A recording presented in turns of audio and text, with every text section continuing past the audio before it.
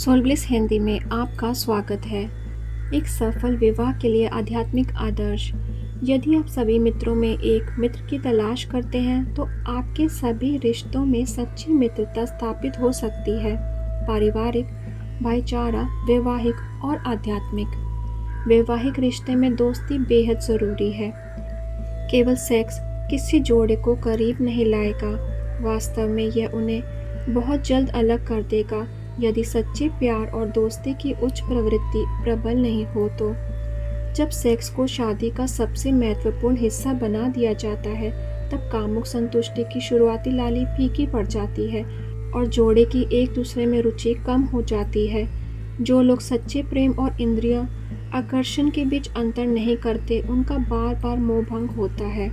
जो लोग शादी करना चाहते हैं उन्हें सबसे पहले अपनी भावनाओं पर काबू रखना सीखना होगा। जो लोग इस प्रशिक्षण के बिना विवाह करते हैं उन जोड़ों की लड़ाई विश्व युद्ध में विरोधियों से भी बदतर होती है। इसलिए विवाह से पहले अपनी भावनाओं को काबू करना सीखना बहुत ज़रूरी है। युद्ध कम से कम एक समय के बाद खत्म हो जाते हैं, लेकिन कुछ वैवाहिक साथी जीवन भर लड़ाई में लगे रहते हैं। आप सोचेंगे कि सभ्य समाज में लोगों को मिलजुल कर रहना आना चाहिए, लेकिन बहुत कम लोगों ने ये कला सीखी है।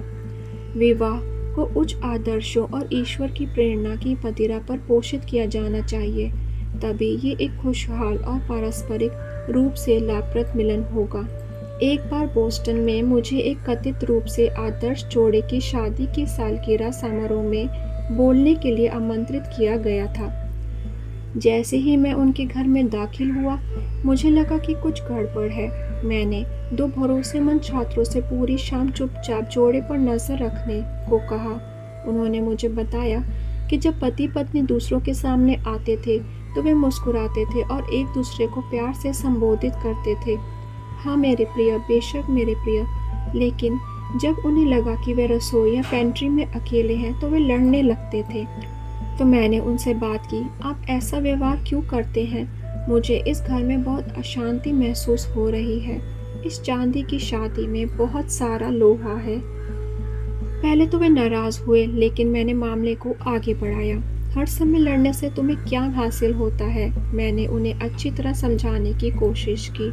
वे बाद में मेरे पास आए और मुझसे माफ़ी मांगने लगे। मैंने उनसे कहा, आप एक आदर्श जोड़े के रूप में अपनी प्रतिष्ठा के कारण एक साथ रहते हैं, लेकिन मैं चाहता हूँ कि आप वास्तव में अपनी खुशी के लिए उसी तरह जिए। अगर दो लोग एक साथ आते हैं और उनका मूड खराब है, वे एक दूसरे के प्रति निष्ठाहीन हो जाते हैं। जब किसी विवाह में धोखा आ जाता है तो ये तनावपूर्ण और कमज़ोर हो जाता है। यह पाखंड दुर्भाग्यपूर्ण है, क्योंकि ऐसी त्रुटियों से बचने के लिए शुरू से ही कदम उठाए जाने चाहिए थे। ऐसा लगता है कि स्त्री और पुरुष के बीच हमेशा से ही प्रतिद्वंद्विता रही है, लेकिन वह समान है। कोई भी श्रेष्ठ नहीं है। इस जीवन में आप जो भी हैं उस पर गर्व करें। आप एक ऐसी आत्मा है जो पिछले विभिन्न अवतारों में पुरुष और महिला दोनों के शरीरों में रहे हैं। यदि आप अब एक महिला हैं और आप पुरुषों से ईर्ष्या करती हैं तो आपको एक पुरुष के रूप में पुनर्जन्म लेना होगा।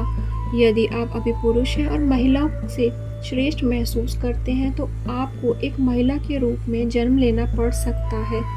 पुरुष का तर्क है कि महिला भावुक है और तर्क नहीं कर सकती, और महिला की शिकायत है कि पुरुष भावनात्मक रूप से महसूस नहीं कर सकते। दोनों गलत हैं। स्त्री तर्क कर सकती है, लेकिन भावना उसके स्वभाव में सर्वोपरि है, और पुरुष महसूस कर सकता है, लेकिन उसमें तर्क प्रधान है। एक आदर्श स्थिति के लिए प्रयास करने में व्यक्ति के भीतर तर्क और भावना दोनों का सामंजस्य शामिल होना चाहिए। जो लोग बहुत अधिक नारीवादी हैं उन्हें आत्मिक स्वतंत्रता नहीं मिलती, और ना ही जो बहुत अधिक पुरुषवादी हैं उन्हें आत्मिक स्वतंत्रता नहीं मिलती।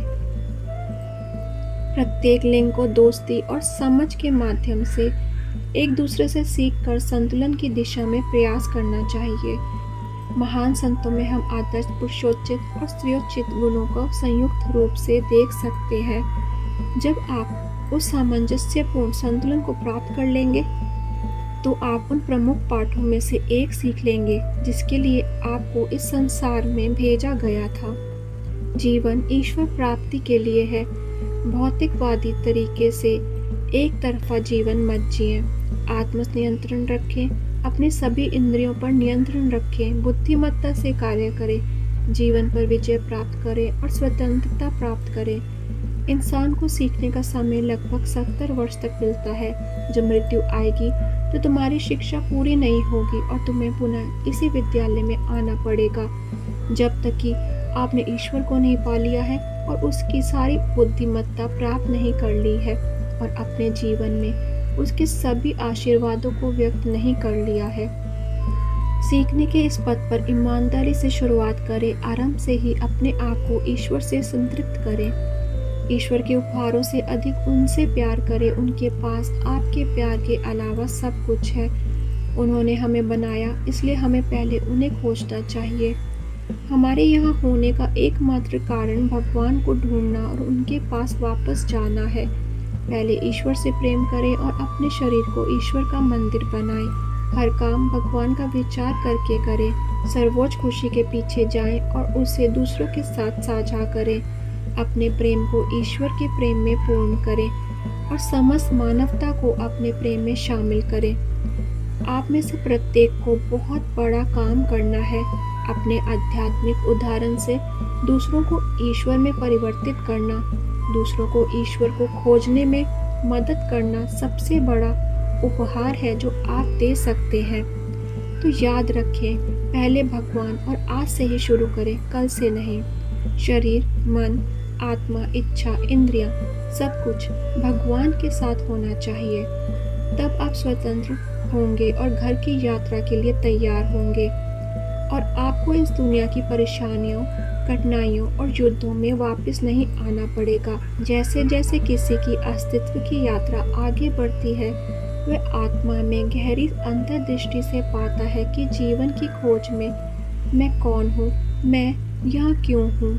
श्रेष्ठ बुद्धि मनुष्य को केवल नाश्ता, दोपहर और रात का खाना खाने, शादी करने और बच्चे पैदा करने के लिए ही नहीं दी गई थी। ये इसलिए दी गई थी ताकि मनुष्य जीवन का अर्थ समझ सके और आत्मा की स्वतंत्रता पा सके।